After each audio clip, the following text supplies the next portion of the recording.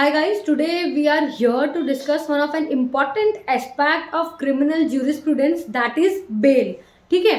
Everyone knows when a person commits a cognizable offense which justifies the action by the police authorities, either by keeping the person under custody or arresting him immediately in case of non-bailable offenses. Then the person is taken into custody and he remains in the police authority with the police authorities or the judicial authorities, whichever is granted by the courts. ठीक है?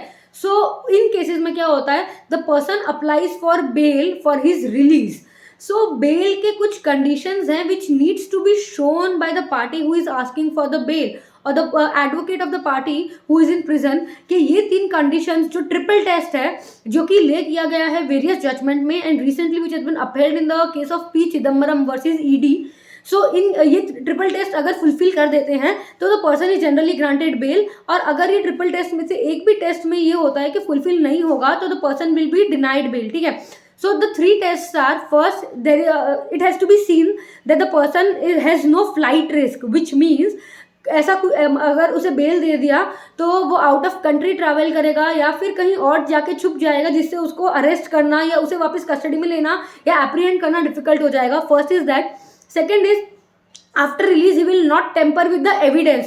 That is the basic of the criminal jurisprudence. क्यों? Because in a lot of cases the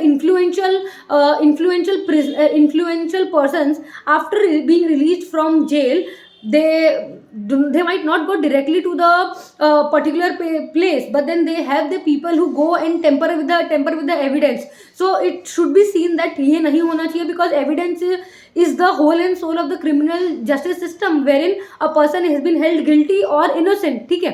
And third is that tampering with the witnesses.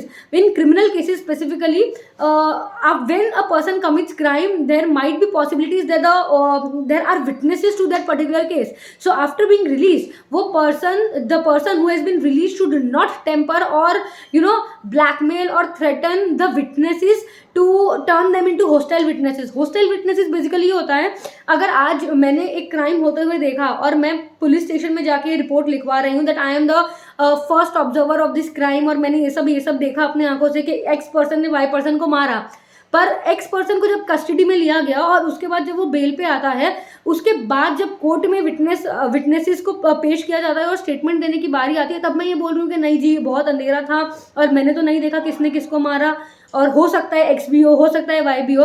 So that basically means आप अपने initial statement जो आपने दिया था उससे डिफर कर रहे हो while you are being in court. So that is hostile witness, और अगर विटनेसेस रिलायबल नहीं होते हैं तो that ruins the whole case of the prosecution, which results in the actual perpetrator being scot free, क्योंकि कोई एविडेंस ही नहीं है. सो ये तीन कंडीशंस जो है वो फुलफिल करना is very necessary. Only then and then the court will allow a person to be release on bail या फिर to be kept in custody.